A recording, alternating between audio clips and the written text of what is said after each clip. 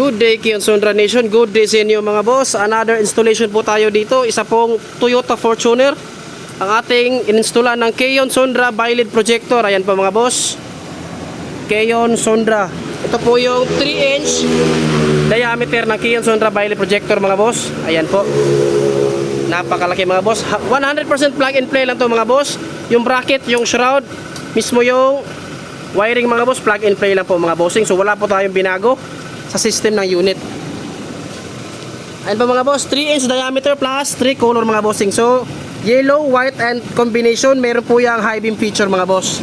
So ayan po ang ating output mga bossing, yellow, white and then combination color mga bossing. So yung tatlong kulay may high beam. So high beam yan, change color, yellow may high beam rin, and then white. Ayun mga boss. So yan po mga boss ang ating Kion Sondra Bi-LED projector.